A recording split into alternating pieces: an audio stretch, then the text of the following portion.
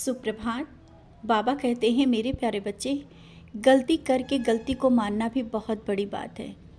और गलतियां सबसे होती हैं, लेकिन गलतियों का एहसास बहुत ही कम लोगों को होता है। और तुमने एहसास किया अपनी गलती का, ये क्या कम है।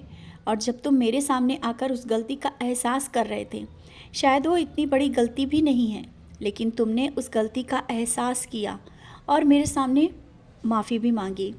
बच्चे, मैंने तुम्हें माफ़ किया, अब उसके लिए ज़्यादा मत सोचो कि तुमने बहुत बड़ी गलती की है।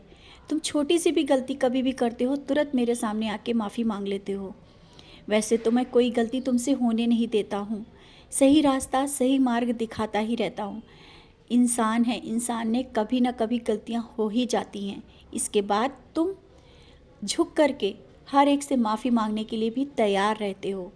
और अगर किसी से तुमने माफ़ी मांगी है तो इसमें तुम अपने को छोटा मत समझो, या वो सोच रहा है कि तुमने माफ़ी मांग ली है तो तुम गलत हो। नहीं, उसकी समझ जैसी है, उसकी सोच जैसी है, उसको रहने दो। तुमने माफ़ी मांगी और स्वयं आगे बढ़ कर के उसका साथ देने के लिए भी तैयार हो और अपनी गलती का एहसास कर रहे हो, ये बहुत बड़ी बात है। तो अपने मन से इन बातों को निकाल दो कि तुमसे कोई गलत बात हुई है। नहीं, तुम मेरे बच्चे हो और कोई इतना गलत तुम कर ही नहीं सकते हो। छोटी सी बात को लेकर भी तुम्हें पछतावा होता है। सबके चेहरे पर खुशियाँ देते हो, खुश देखना चाहते हो, सबकी खुशी में खुश होते हो, तो तुम कैसे गलत हो सकते हो। अगर तुम्हें लगा है कि तुमने गलती की है तो उसकी माफ़ी भी मांग ली, तुमने उसका एहसास भी कर लिया। बात को ख़त्म करो, आगे बढ़ो। जितना सोचोगे और बातों को बढ़ाते जाओगे, आगे बढ़ती जाएंगी। अब बात को वहीं ख़त्म करो और आगे बढ़ो। समझ गए हो ना।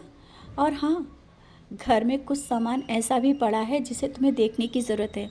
कभी कभी तुम व्यस्तता के कारण अपने घर में जो राशन को भी नहीं देख पा रहे हो। घर में कुछ चीज़ें ऐसी पड़ी हैं जिन्हें देखना बहुत ज़रूरी है, क्योंकि बाद में वो चीज़ें जब तुम फेंकते हो तो मुझे नहीं अच्छा लगता है। समझ गए हो क्या देखना है। अपने घर में राशन देख लो एक बार। कुछ चीज़ें ऐसी हैं जो ख़राब होने वाली हैं, और ख़राब होने से पहले उनको देखो, क्योंकि अन्न की कीमत तुम समझते हो और फेंकने के बाद तुम्हें बहुत बुरा लगता है। तो उन चीज़ों को पहले ही संभाल लो।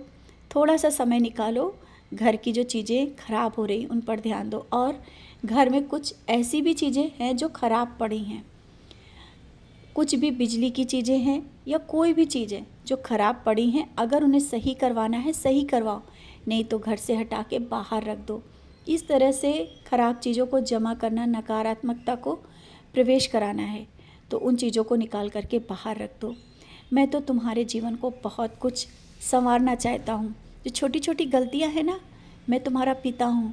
छोटी छोटी गलतियाँ मैं तुम्हें बताता रहता हूँ, और तुम गलत कभी हो ही नहीं सकते हो, ना ही गलत रास्ते पे जा सकते हो। जो अभी थोड़ा सा समय कष्ट भरा चल रहा है, बीमारियों में पैसा जा रहा है ना, और बच नहीं रहा है, इस कारण आर्थिक परेशानियां तुम्हें लग रहा है कि आर्थिक परेशानी है, वो भी सही हो जाएगी। लेकिन तुम्हारा कार्य कोई नहीं रुकेगा। तुम्हारा हर एक कार्य समय पर होगा। जो तुम करना चाहते हो और जैसा करना चाहते हो वैसा ही होगा। जिस चीज़ को लेना चाहते हो वो भी ले पाओगे, भले ही कितनी परेशानी तुम्हें लग रही होगी। तुम्हें जो मन में आता है उससे पहले ही तुम्हारी व्यवस्था में करवा देता हूँ। मैंने बोला ना, मैं तुम्हारा पिता हूँ। हर एक बात की मुझे परवाह है तुम्हारी। तुम्हें क्या और किस समय चाहिए। अभी जो किसी काम में देर लग रही है, बस ये सोच लेना कि शायद उससे बेहतर मैं तुम्हारे लिए सोच रहा हूँ। समय है, थोड़ा सा सबूरी रख लो। मैंने सबूरी क्यों समझाया है, सबूरी रखोगे उसका फल ज़रूर मिलेगा। कभी भी किसी सबूरी रखने के लिए जब मैं कहता हूँ तो उसको बढ़ के देता हूँ, क्योंकि श्रद्धा और सबूरी दो ही मंत्र मैंने दिए हैं। और किसी ने तुम्हारा दिल दुखाया है, जिस कारण तुम्हें बहुत दुख हो रहा है, उन्हीं बातों को बार बार सोच रहे हो। बच्चे, तुमने जवाब नहीं दिया, अच्छा किया, क्योंकि उन बातों का जवाब मैं दे दूँगा। तुम निश्चिंत रहो, बस जिस रास्ते पर चल रहे हो ना, चलते रहो। तुम मेरे बच्चे हो, मैं तुम्हें निखार रहा हूँ, मैं तुम्हें संवार रहा हूँ। तुम चिंता मत करो।